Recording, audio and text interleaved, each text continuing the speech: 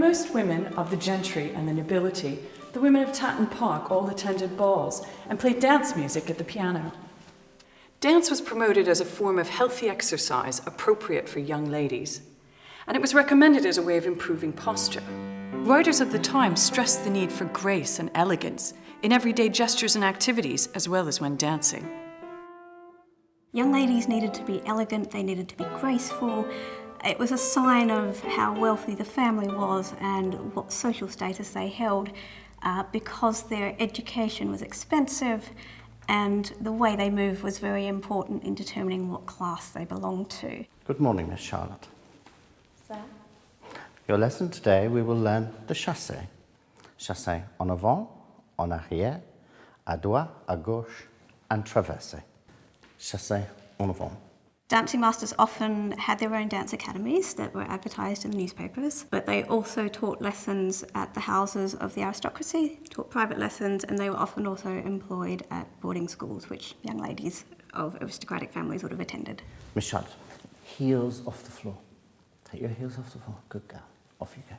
Charlotte Lucy Beatrix Edgerton had a number of dancing masters.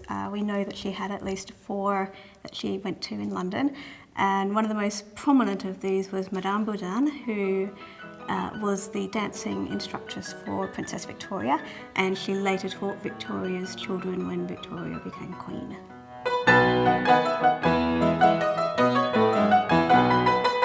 The waltz and the polka were a couple dance, and so that was the one opportunity that you had really to get much closer to your partner than you would have otherwise in daily life.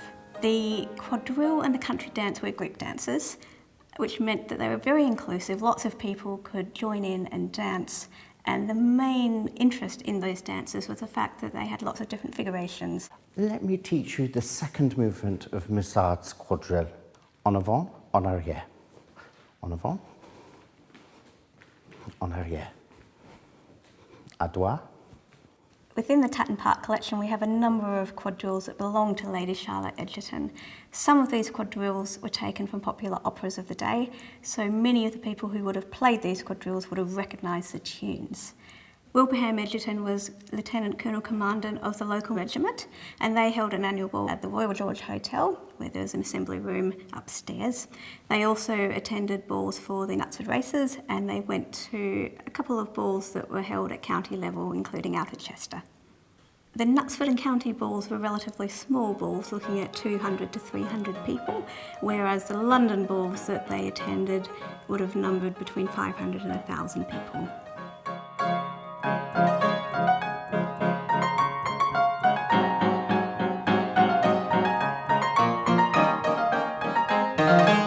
Country house landowners would often hold balls on important festive occasions such as birthdays and weddings. These were quite exclusive events, and they would often invite a band from London to play for these performances.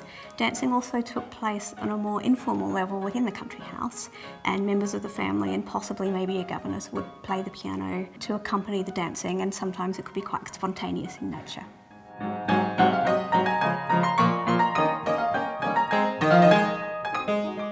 In the early 1840s, Lady Charlotte Egerton went to a costume ball at Buckingham Palace. The theme was designed around the time of George II, so all the guests had to dress up in costume from around that time, including members of the orchestra as well. On the programme of dances that evening, there were a lot of minuets, because the minuet was an older dance, not danced so much at this time, but because of the theme of the ball, that's what they decided to include on the dance programme. The Levis Träumer waltzes composed by Joseph Lanner belonged to Charlotte Egerton within the Tatton Park collection. As we think she might have owned this music before she went to the ball, it could possibly have been familiar to her when she went along, and after the ball she could also have played it to reminisce about how the ball went.